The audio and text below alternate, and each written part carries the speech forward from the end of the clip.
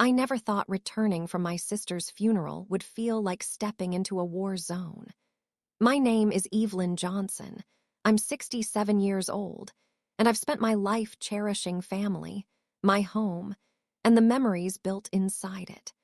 Before we begin, please take a moment to leave a comment telling us what everyday sound always gives you a fright and subscribe to the Voices of Our Mothers channel.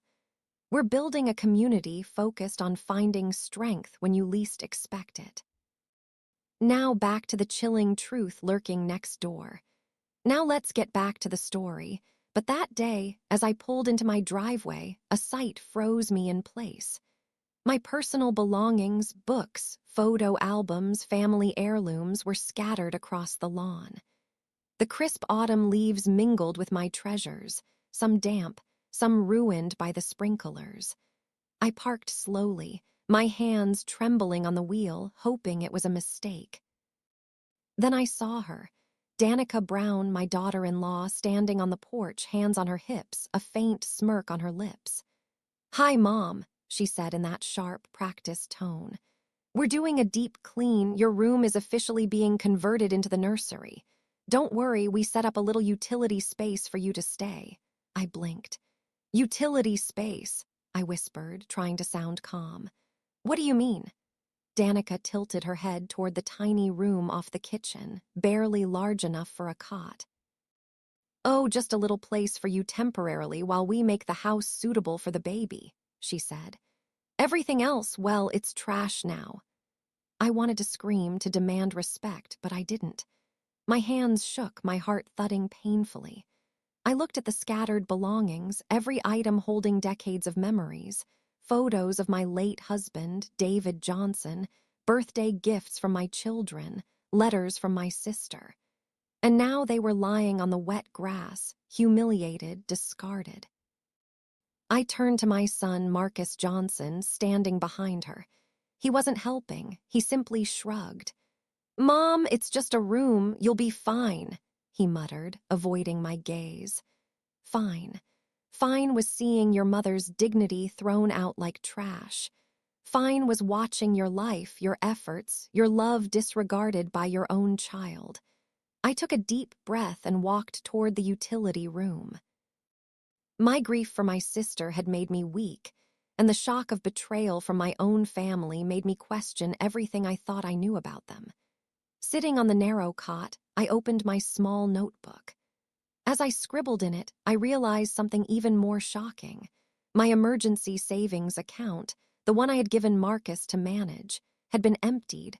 Over $48,000 spent on trips, luxury items, and home improvements. I felt betrayal, anger, and sorrow crash over me. How could he, my son, do this? And with her, Danica, scheming alongside him. I thought I knew them both. I had been naive. The next day, I spoke with my neighbor, Mrs. Lillian Clark, who had been watching quietly. "Evelyn," she said, voice low, "I hate to tell you this, I saw someone taking some of your antique furniture last week. I think it was Danica." My hands went cold. Antique pieces my husband and I had collected over decades sold, without a word. My mind raced, and a plan began forming, though I couldn't yet see the full shape of it. The first step was clarity. I needed to know exactly what had been taken, what had been sold, and the legal standing of the house. Marcus had never officially transferred the deed, so technically the house was still mine. But did they know that? Would they admit it? And how much longer could I hold my composure before my anger betrayed me? I called Mr. Edward Mendel, my trusted lawyer. His voice on the line was calm, professional, a lifeline in a sea of chaos. "Evelyn," he said, "legally the house is entirely in your name. Marcus never filed the transfer. You can reclaim full control if necessary."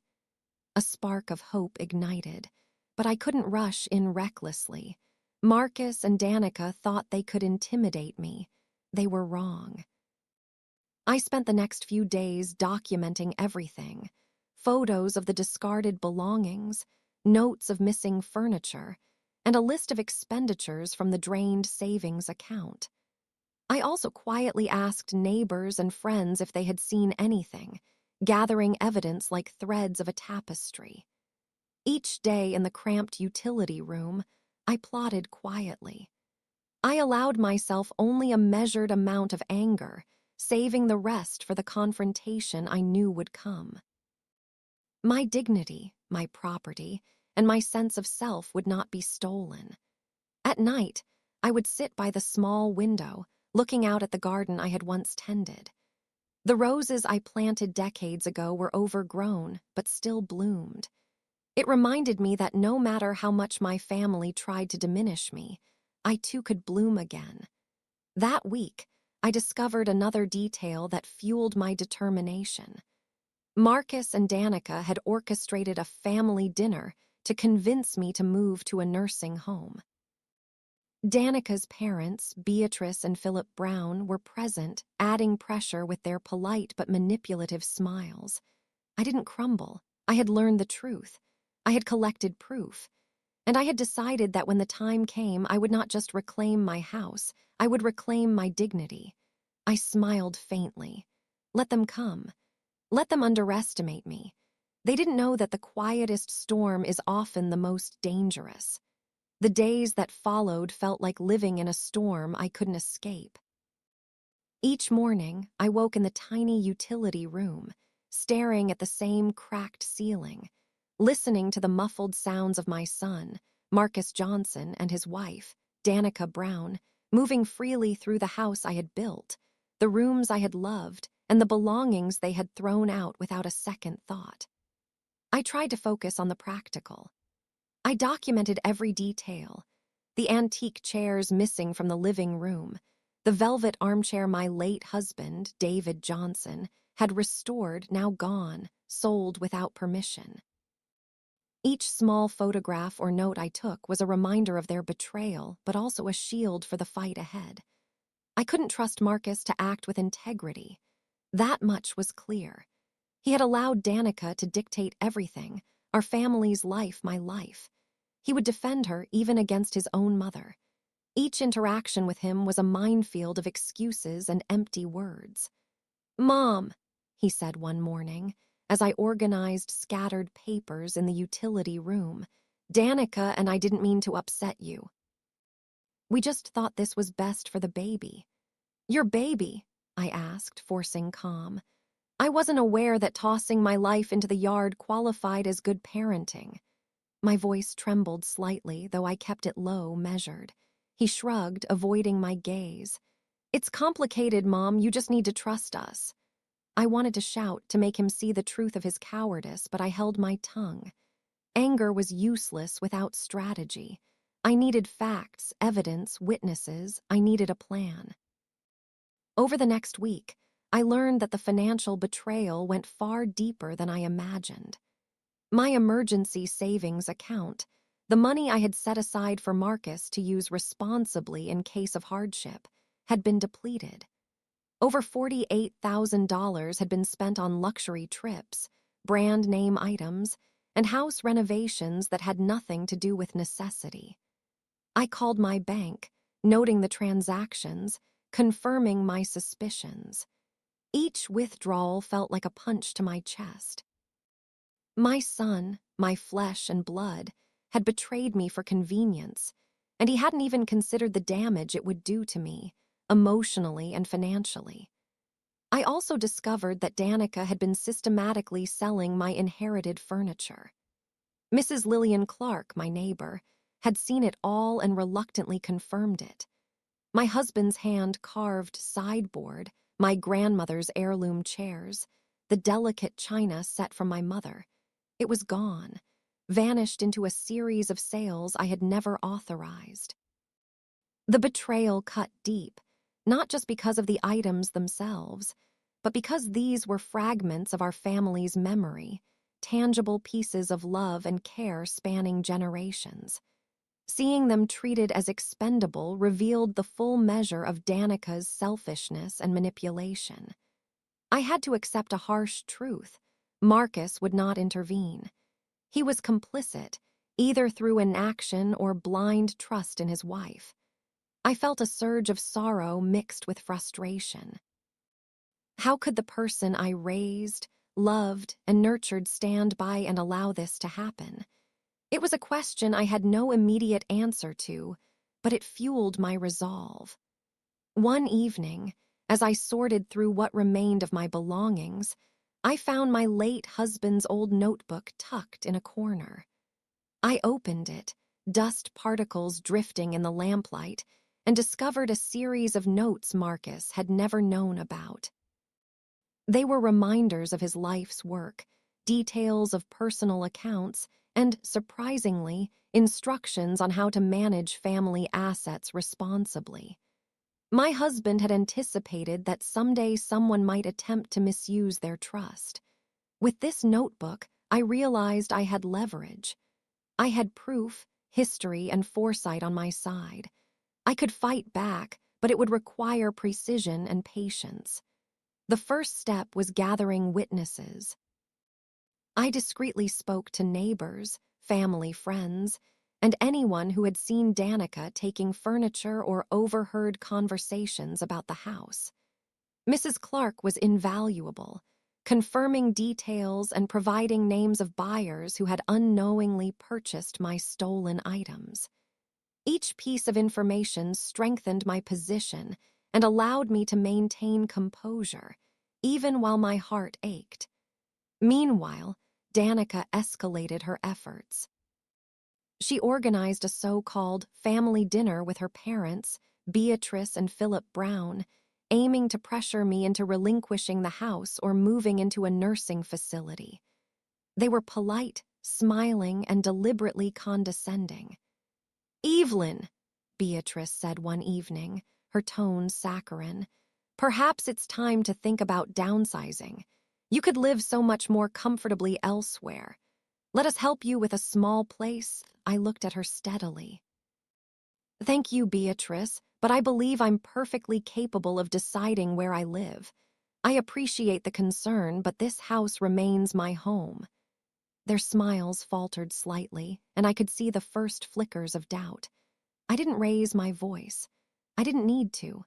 My calm defiance spoke louder than any words could.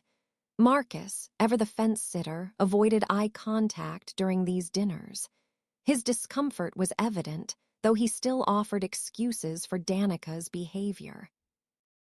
Each time he spoke, I countered softly but firmly, showing him that I had done my homework, that I understood the scope of their betrayal.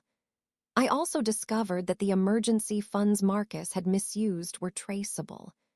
Receipts, bank statements, and evidence of extravagant spending formed a paper trail impossible to ignore. Each time I reviewed them, I felt a mixture of fury and empowerment. They had underestimated me, thinking that age and shock would paralyze me. They were wrong. One particularly tense afternoon, I decided to confront Marcus directly, away from Danica and her parents. "Marcus," I said, holding the bank statements carefully in my hands, "do you realize what you've done? This isn't just money, it's trust. This isn't just your spending, it's betrayal. Do you understand how deep this goes?" His face flushed. "Mom, I didn't think it was that serious. We wanted a fresh start, a new life."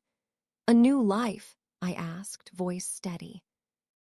"By throwing out my belongings, by selling furniture that belongs to our family, by draining the account I trusted you to manage. That's your idea of a fresh start." He opened his mouth, but no words could justify the extent of the damage. I let him stew in silence. Sometimes, silence is the most powerful response. The next step was to ensure I had legal grounding. I met with Mr. Edward Mendel again and confirmed that, despite what they believed, the house was fully in my name. Marcus had never finalized any transfer. Legally, it was mine. Armed with this knowledge, I felt the first sparks of real control over the situation. Meanwhile, Danica's frustration grew. She began leaving small notes and reminders of her supposed authority around the house. Each attempt to intimidate me I met with calm resolve. I refused to acknowledge her false power. Even as the tension escalated, I found small moments of reflection. Sitting by the window, watching the autumn leaves drift, I realized that this conflict wasn't just about possessions or money. It was about dignity, respect, and the fundamental truth that age and love do not excuse exploitation. I began to make subtle moves. Conversations with neighbors, documenting sales, and quietly organizing evidence became my daily rituals. Each action reinforced my belief that I could reclaim my life without stooping to the level of malice or public confrontation.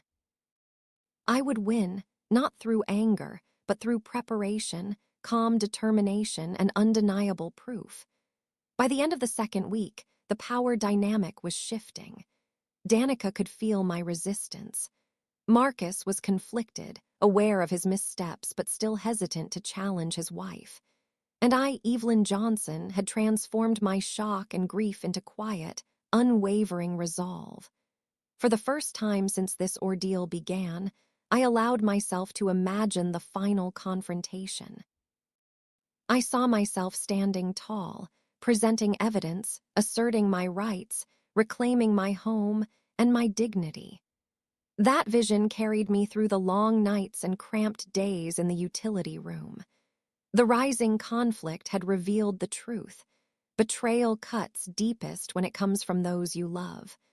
But it also revealed something equally vital. Strength, patience, and careful strategy can restore what was almost lost. The morning started like any other, the golden sunlight spilling across the narrow utility room where I now lived. I was sipping lukewarm tea, carefully reviewing the latest bank statements when the phone rang. The voice on the other end made my heart skip a beat. It was Mrs. Beatrice Brown, Danica's mother.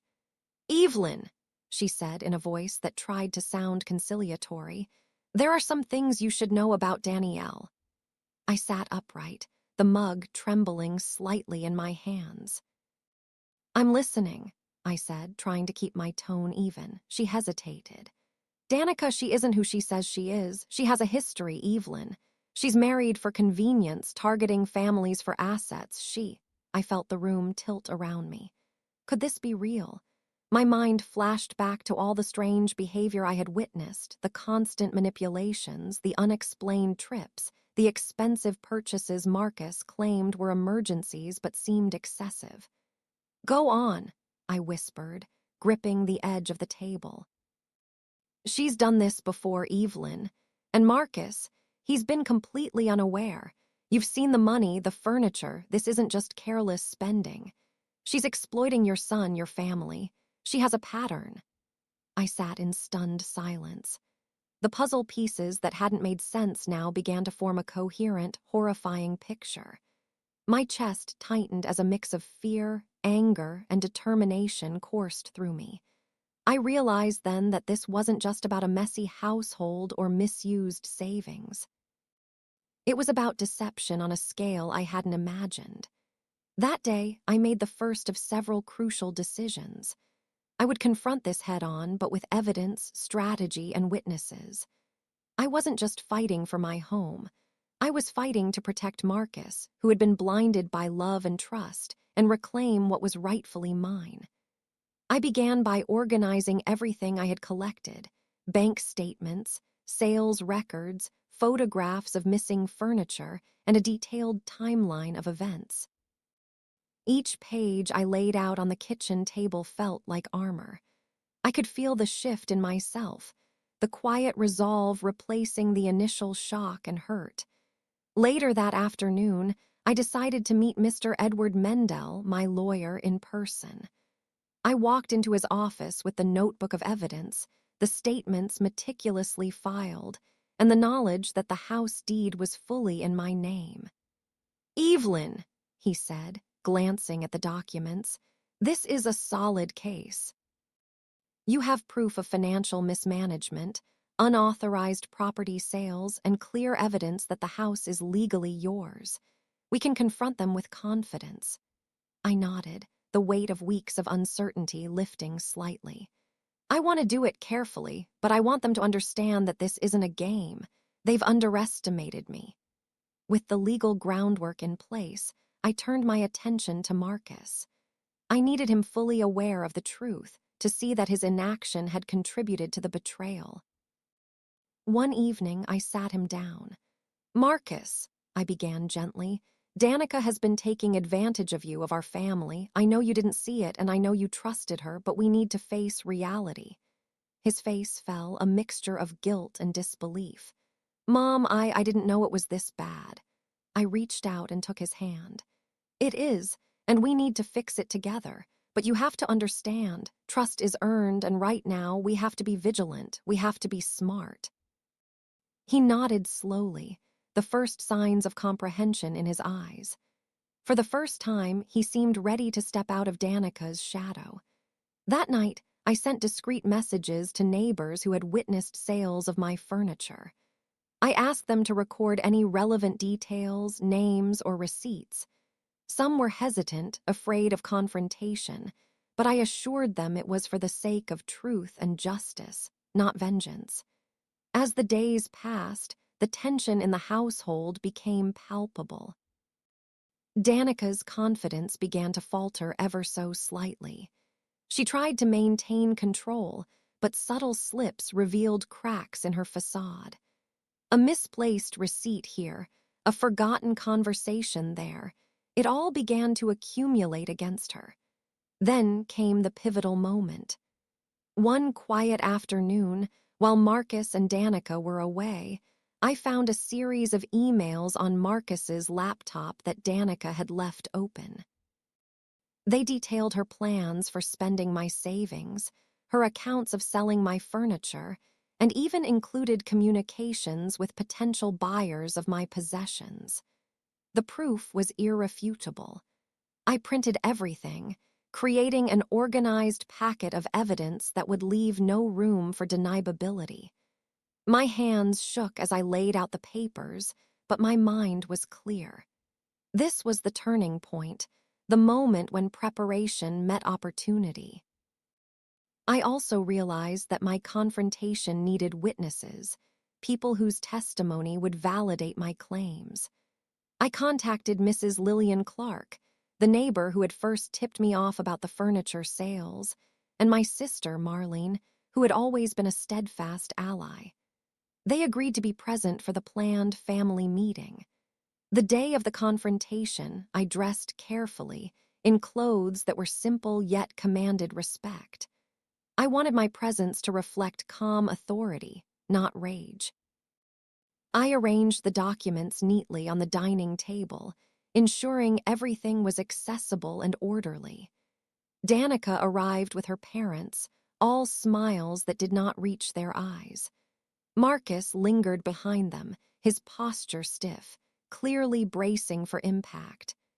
I began the meeting quietly, calmly, presenting the facts. The misappropriated funds, the sold furniture, the legal status of the house, and the emails I had uncovered. Each piece of evidence was laid out with precision, every statement backed by documentation. Danica's expression changed gradually, from smug confidence to panic, then to disbelief.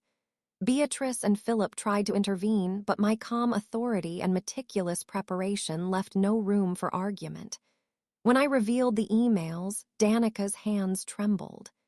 "Evelyn, this is—" she started, but the words faltered. Marcus looked at his wife, realization dawning. The bubble of denial he had been living in burst. For the first time, he saw the full scope of her deception and his own complicity. By the end of the meeting, the power dynamic had shifted. I had regained control, not through shouting, but through preparation, clarity, and composure. Danica fled the room in frustration, leaving Marcus to confront the reality of his mistakes.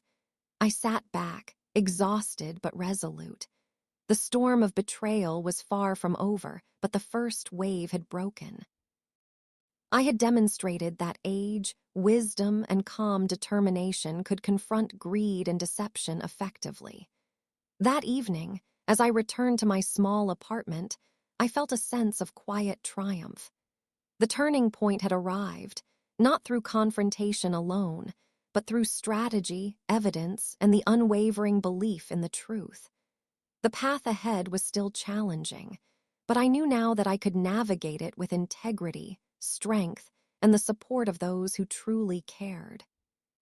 The days following the confrontation felt surreal, like stepping into a world that was familiar yet strangely altered. I returned to my modest apartment, the one-bedroom sanctuary I had rented secretly with the help of my children, Marlene and George. The walls were bare, the furniture minimal, but for the first time in weeks, I felt the warmth of control over my own space. Every object I placed was a reminder that I was reclaiming not only my belongings, but my dignity. I started the process of cataloging everything, from the smallest trinkets to the more valuable antiques that had been sold without my consent. Each item I noted, every dollar accounted for, became a small victory in itself. The betrayal had been immense, but slowly, methodically, I was turning chaos into order. Marcus stayed silent at first. I could see the shame in his eyes, the recognition of how blind he had been. He avoided looking at me directly, but when he finally spoke, his voice was quiet, hesitant. "Mom, I didn't realize how much she had been doing behind my back." I nodded, keeping my tone even. "I know, Marcus, but realizing it now is the first step. You have a choice to learn from this and make things right." He sighed and ran a hand through his hair, the weight of guilt and regret pressing down on him. I want to fix it. I need to fix it." The first step was legal. Mr. Edward Mendel confirmed that the house deed was firmly in my name. There was no legal ambiguity. The property was mine, and Danielle's claims were baseless. The confidence this brought was immense. I could finally breathe without the constant fear of eviction or theft. But the financial damage was more complex. Marcus and Danielle had spent tens of thousands of dollars, not only on luxury items, but also on experiences that were clearly for their benefit alone. I realized that confronting this required both careful documentation and a measured approach. I gathered every bank statement, receipts, and even casual notes that hinted at misuse of funds. Each document was a piece of a puzzle, a narrative of betrayal that could no longer be denied. My neighbor, Miss Lucy, became an unexpected ally. She had witnessed Danielle selling my antique furniture and had quietly recorded transactions. Her testimony would become invaluable. Together, we mapped the entire scope of the misappropriation. It was meticulous work, but I felt empowered, finally acting on evidence rather than emotion. When Marcus finally faced the truth in its entirety, the transformation was gradual. He began acknowledging Danielle's manipulations, confronting his own failures, and understanding the extent to which he had allowed himself to be deceived. The conversations were long and sometimes tense, but they were honest. I emphasized calm reflection, reminding him that rebuilding trust was a process. Then came the pivotal moment of confrontation with Danielle and her family. I organized a meeting, carefully inviting only those necessary. Danielle, her parents Beatrice and Philip, Marcus, and my children, Marlene and George. The rest of the neighborhood and supportive witnesses, including Miss Lucy, were on standby in case verification was needed. I entered the room with a composed demeanor, carrying a folder of neatly organized evidence. The smell of polished wood and the subtle scent of my perfume filled the air as I set the folder on the dining table. My voice was calm but firm. "Danielle Marcus," I began, "there are several matters we need to address regarding this household and the funds that have been spent without authorization." Danielle's initial expression was a confident smirk, the kind that suggested she had control. But as I methodically laid out the evidence, the misappropriated savings, the sold furniture, the bank statements, her confidence faltered. Each piece of proof stripped away the narrative she had woven, revealing the stark reality. Her parents tried to intervene, arguing that perhaps I had misunderstood or overreacted. I remained calm, presenting the evidence clearly, succinctly, leaving no room for ambiguity. Then I unveiled the emails and messages Danielle had sent and received, clearly detailing her plans and her deceptive practices. Her face went pale, the smirk gone, replaced by a flicker of panic. Marcus's expression was a mixture of shock and regret. He finally understood the gravity of his blind trust. "Mom, I didn't see this coming," he murmured. I reached out, placing a hand gently on his arm. "Marcus, the past cannot be undone, but we can decide how we move forward. You must take responsibility for your actions, and Danielle must face the consequences of hers." Danielle attempted to defend herself, but the overwhelming weight of evidence made any argument futile. By the end of the meeting, she had no choice but to retreat, accompanied by her parents, her plan fully exposed. With Danielle and her entourage gone, Marcus sat across from me, his hands folded in quiet reflection. "Mom, I'm so sorry," he whispered. "I should have seen it. I should have acted differently." I reached out, placing a hand over his. "It's not just on you, Marcus. We've all been blinded by what we wanted to believe. What matters now is what we do next." Rebuilding our lives involved more than reclaiming possessions or addressing financial misappropriations. It required emotional healing. Marcus began attending counseling sessions to understand his own susceptibility to manipulation. I sought support groups for widows and those betrayed by family, finding solace in shared experiences and collective wisdom. Over the weeks, I also worked to restore the sense of home that Danielle had tried to erase. I organized the rooms, placed cherished heirlooms back in their rightful spots, and even retrieved some of the furniture sold through careful negotiation and goodwill gestures from buyers who had unknowingly purchased stolen items. One particularly moving moment came when Marcus and I found a box of my late husband Dennis's letters. He had been meticulous about documenting family memories and lessons. Reading them together, we both felt the weight of his guidance, a reminder that our family could endure hardship with integrity and care. Eventually, I returned to the home I had built and gifted to Marcus and Danielle, but this time with full control and awareness of its sanctity. The air felt different, lighter, freer, imbued with the knowledge that boundaries had been reestablished and respect restored. As the legal matters concluded, Danielle faced further repercussions for her fraudulent actions beyond our household. She was charged in another jurisdiction for similar schemes, ensuring that she would not harm anyone else. The relief that justice had been served brought a quiet satisfaction. Marcus, humbled by the experience, committed himself to repairing relationships and rebuilding his life with honesty. We spent long afternoons together, talking, reminiscing about our late father, and planning future family gatherings with clarity and love.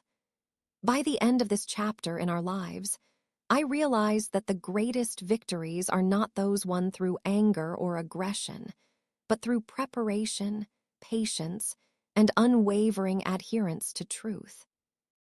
The house, the possessions, and the finances were restored, yes, but the real triumph lay in reclaiming trust, dignity, and family bonds. Sitting in my living room one evening, watching Marcus carefully place a restored family heirloom on the mantel, I felt a profound sense of closure. The betrayal had been painful, but it had also taught invaluable lessons: vigilance in trust, courage in confrontation, and the power of calm resolve. In those quiet moments, I understood that life's tests are not meant to break us. They are meant to reveal our resilience, our capacity for justice tempered with compassion, and our ability to emerge stronger and wiser from trials. The storm had passed. Our home, once filled with chaos and betrayal, now felt warm and alive again. I sat on the couch, wrapped in a soft blanket, watching Marcus and Marlene laugh quietly over some old family photographs. George was in the kitchen, brewing tea, humming a familiar tune that reminded me of simpler times. For the first time in months, I felt a deep sense of peace, as though the weight of deceit and manipulation had finally lifted from our shoulders. I reflected on everything that had happened, the shock of discovering Danielle's schemes, the anger and fear, the confrontation, and the painstaking process of reclaiming what was rightfully mine. It had been exhausting, but it had also been illuminating. I realized that strength isn't loud or flashy. It is quiet, steady, and deliberate. It is in knowing your worth and standing firm even when others doubt you. Marcus approached me, gently placing the restored heirloom on the table beside me. "Mom," he said softly, "I don't know how to thank you for everything." I smiled, feeling the swell of maternal pride and relief. "You don't have to thank me, Marcus.